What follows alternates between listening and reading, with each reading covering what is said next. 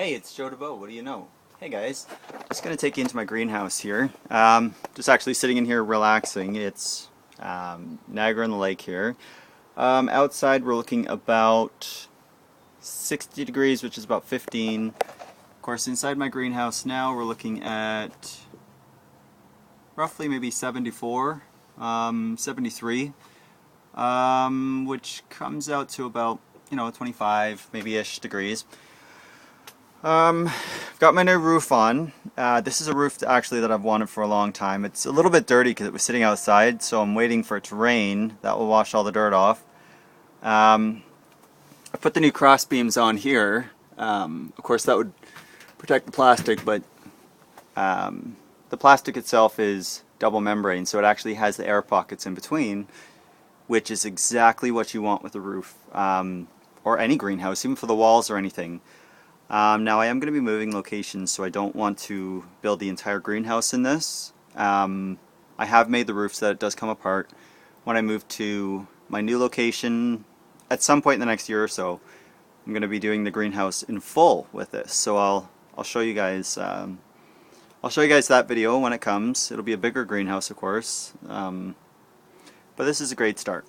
Anyways, I'll just show you the way this is made. I don't remember the exact name of the plastic, but you know what, who does? But everything's doing really well in here. These guys actually grew from seed this year, so maybe next year or so they might come back and have some flowers on, maybe even some fruit. We'll try. I do have to subdivide them, of course. Now my tomato season's actually been over for a little while, a few weeks, maybe even a month or more, but alive and well in my greenhouse here. These are just cherry tomatoes, Tiny Toms, and as you can see I've still got tons of flowers. I've got lots and lots of tomatoes coming, so that's great. Green peppers. Now the funny thing with the green peppers, they lived outside this year, so I didn't get any green peppers at all. But as you can see over here, I've got a little green pepper that's actually growing there. Lots of flowers. I'll just turn the screen just a little bit here. Sorry about the angles, but just wanted to show you guys. Anyways, there we go. Sorry about the dizziness.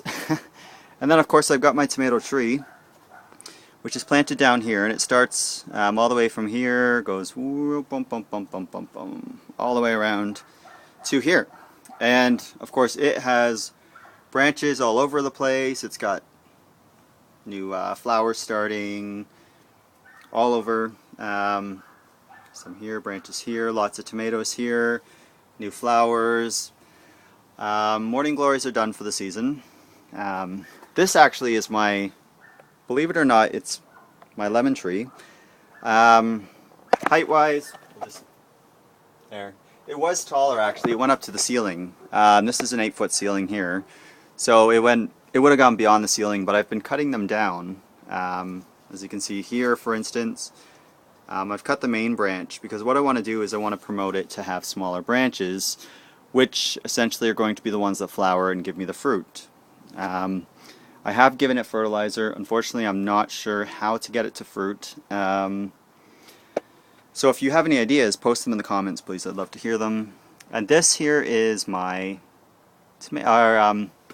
orange tree. It's Calamondan, so it's essentially just a ornamental here. It does have quite a few of these little guys on it here, little oranges that are starting up.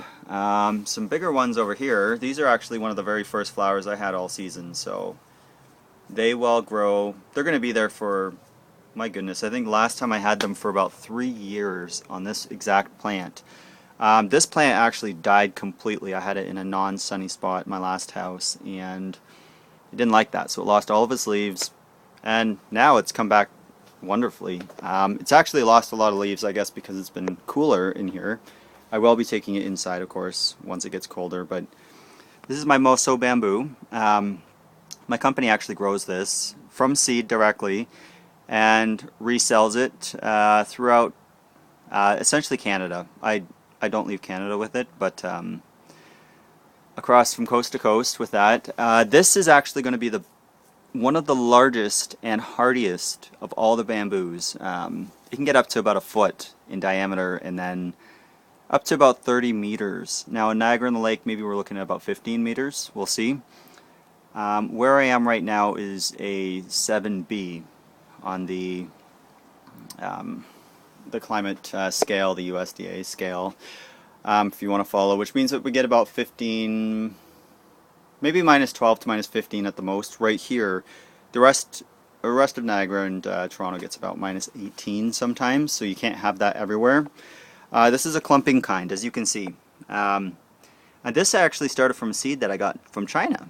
And so it's done very well.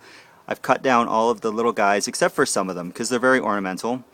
The leaves are a lot larger now than they will be when they're bigger. And the reason for that is just to be able to gather as much sun as they can to, again, photosynthesis is how they grow, so they're going to be able to just put that energy into the plant to make it grow.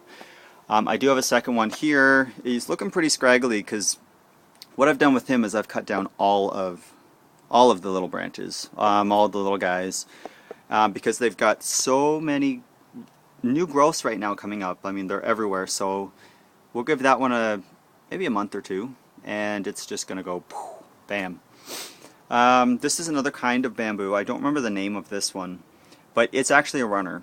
And I don't think I'll be marketing this one, but I will have it on my property. I would love to have everyone come check out my gardens one day, so we'll see. So this one here, actually, you can see down inside that being a runner, it actually grew out of the bottom of the plant, sent a shoot all the way around to the outside. So you can just show that that could be invasive. My Moso is not. This is Elf. He's my monkey puzzle tree. I've done a little bit of a video on him before. He's doing very well. He loves it in the greenhouse. He is going to be a lot happier, of course, when he's planted outside. I'm just not going to do it at this house. My hardy orange tree here, Pancyrus trifoliate, I believe the name is. He actually was planted at my farm, and the reason why I sold my farm was because it was in Fort Erie. I didn't want to live there anymore. I wanted to come out to Niagara on the Lake because that is the place to be for hardy tropicals. He actually died down completely to here, not because of the weather. He would have lasted the weather, but I had cut him with the weed eater. Yay! So, but he has made an amazing recovery. As you can see, 2 new branches here that came out, shoots, probably about a good 2 feet, maybe this year alone, which is fantastic. Not bad for being in a pot. And then these guys are just my yellow apples. And I've grown them from seed. They are roughly about 4 feet, 3 feet and 4 feet in one season, so that's wonderful. Anyways, that's it for my greenhouse diaries at this point, and I will catch up with you later.